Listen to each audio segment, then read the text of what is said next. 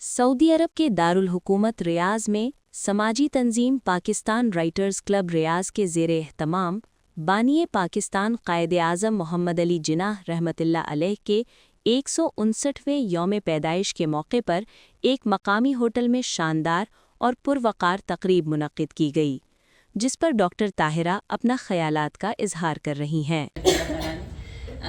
मैं करती हूँ और अदब की जिस ब्रांच से मेरा ताल्लुक़ है वो मज़ाह है बेसिकली। फ़ख्र की बात होती है कि मैं हॉस्पिटल में बैठी हूँ तो तमाम नेशनैलिटीज़ आके कहते हैं कि कोई पाकिस्तानी डॉक्टर है। मेरा ख़्याल है ये हमारे लिए बहुत फ़ख्र की बात है कि पाकिस्तान ने हमें नाम दिया है।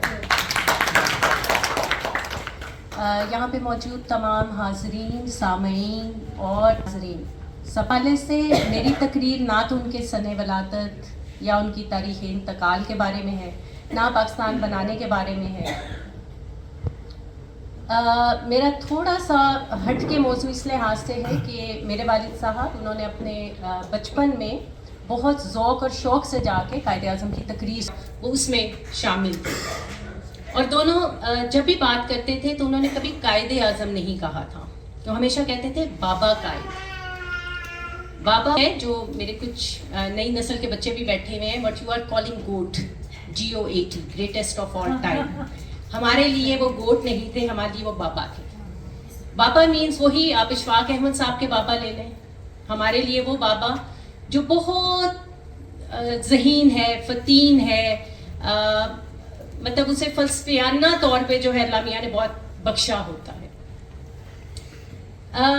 बाबा जी कहते हुए जो एहतराम मेरे वालिदैन के लबो लहजे में आ जाता था और उनका तमाम जिस्म जो है, उनका जो ज़हन है वो एकदम ऐसे जैसे तशक्कुर में झुक जाता था।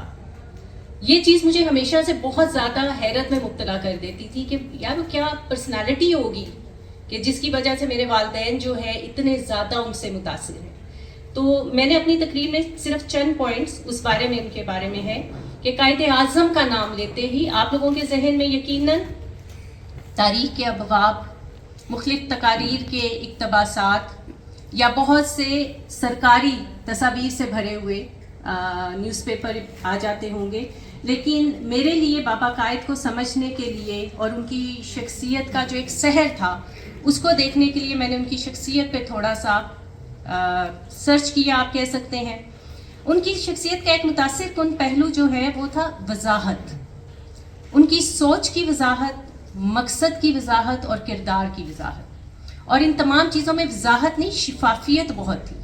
ही वॉज क्लियर, ट्रांसपेरेंट, जो सबको मालूम है। क़ायद-ए-आज़म कभी मुबहिम बात नहीं करते थे, आधी बात नहीं करते थे।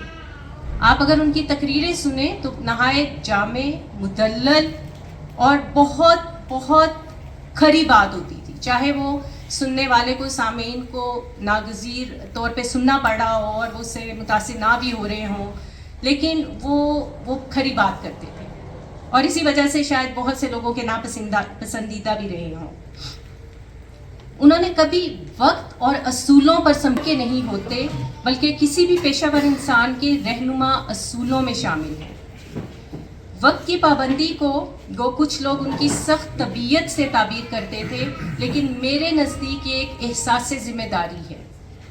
आप वक्त, वादे और काम का एहतराम करते हैं तो गोया आप अगले इंसान का एहतराम करते हैं।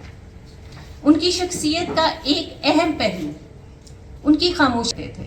अगर आप, उनकी शख्सियत में बहुत ठहराव था और वो इतनी पुरअसर और पुरमग़ज़ गुफ्तगू करते थे कि मुझे वो बात कई दफ़ा बहुत क्लिक करती है कि आपकी आवाज़ जो है वो हमेशा धीमी होनी चाहिए।